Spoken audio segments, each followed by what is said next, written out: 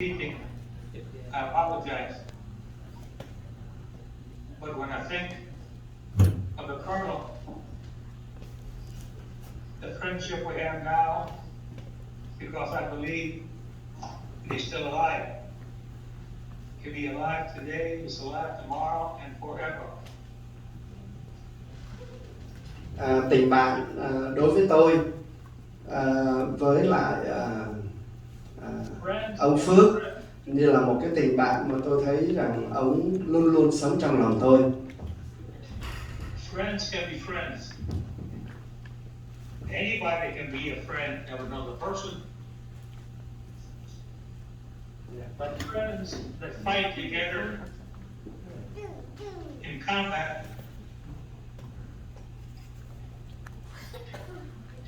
will forever be friends. Bạn ai cũng có thể làm bạn với nhau, nhưng khi chúng ta kết bạn với một người cùng chiến tuyến, cùng ra trận chiến với nhau thì đây là một mối tình bạn rất là đặc biệt. I was in Germany and I wasn't there for Vietnam.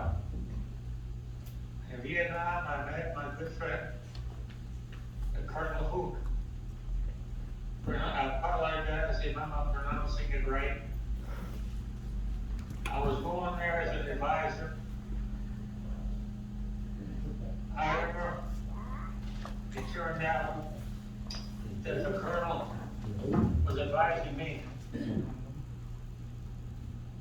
He advised me on jungle warfare and ambushes and everything so important in the war in Vietnam. He saved my life many times.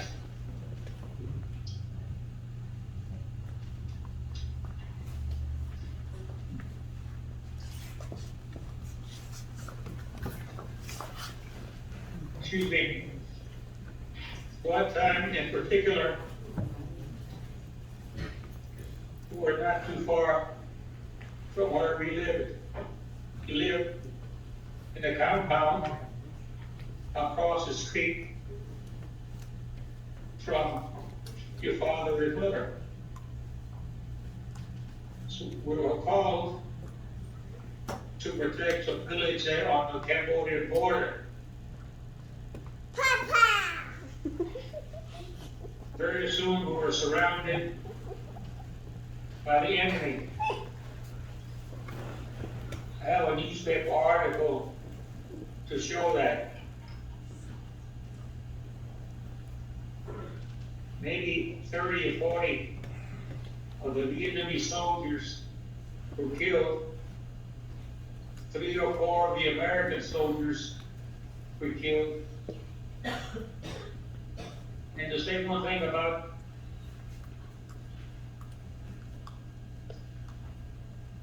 the Colonel's bravery, the time that we were on the Cambodian border,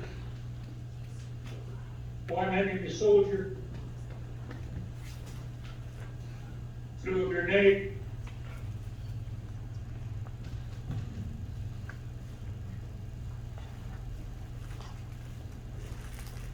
near where we were. The Colonel didn't wait a second. The Colonel jumped toward the grenade, got it out of the water in the middle of the rice paddies, and he threw it back to the enemy. That's a story like it never happened. But we have newspaper articles and military records that show that the Colonel was one of maybe 5 or 10 Vietnamese officers who received the American Bronze Star for bravery. In fact, I know of no other Vietnamese officer to receive the Bronze Star for bravery. In fact, he was brave. He was a man who loved his wife and his children. I never saw him smoke. I never saw him drink. But I was always wondering, why would he put something here between his eyes? And to this day, I don't know why. But I loved the fellow. And he was my mentor. He was the man I was looking up to. I was maybe 30, 25, 36. Maybe he was 35, 36.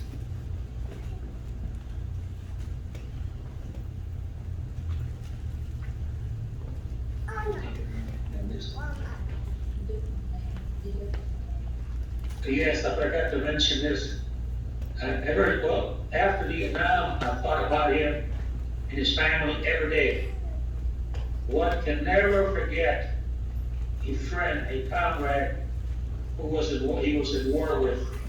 Friends can be friends, but friends in combat have a very special camaraderie, a very special friendship that nobody can take away.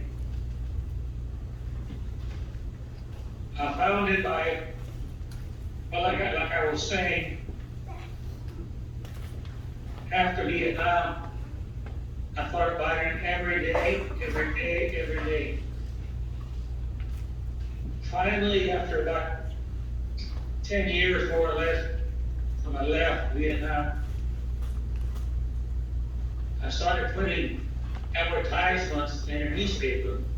I could be wrong, but I'm sure there were advertisements in the newspaper, Vietnamese newspapers.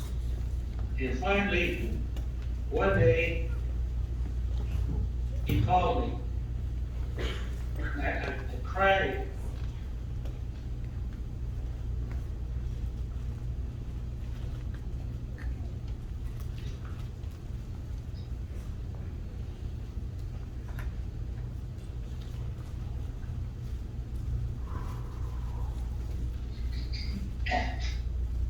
When I heard his voice,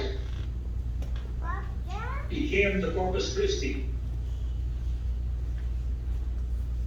We had a wonderful reunion. The Corpus Christi Caller, a Corpus Christi newspaper, found out about him, about the colonel. The newspaper came to our home, our house in Corpus Christi, and asked your captain, your grandfather, my dear friend, many questions about the war. That is how important that the colonel was to us and to everybody that knew him. If I'm talking too much, please raise your hand and I'll be quiet. The last thing I want to say is that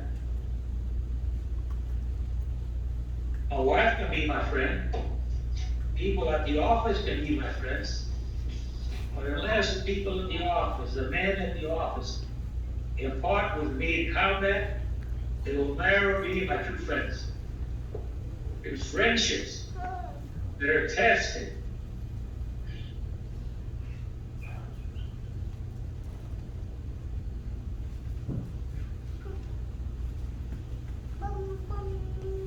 Friendships that are tested in combat are never forgotten.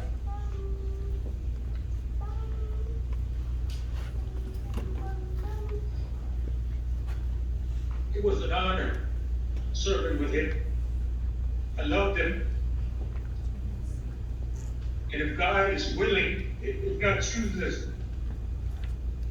I will be his friend after I die. Because somehow, no matter what faith, no matter what religion, many people believe in the life after death. In my faith, I will see the colonel again. we'll talk about the times you had. I promise you that. My wife is here. Is there anything else? I think it's all I have to say. Pardon me, Agent Orange. Anyway, that's all I have to say. I love all of you. I cannot believe that I'm here talking to you. I've never had the opportunity to talk to a group like you, like my wife told me today. The Vietnamese, like the Filipinos, once you get to this country, it molds a bond that nobody can take away. So God bless you. Be careful going home. Bye-bye. Thank you so much. I'll take a couple minutes to summarize what you just said.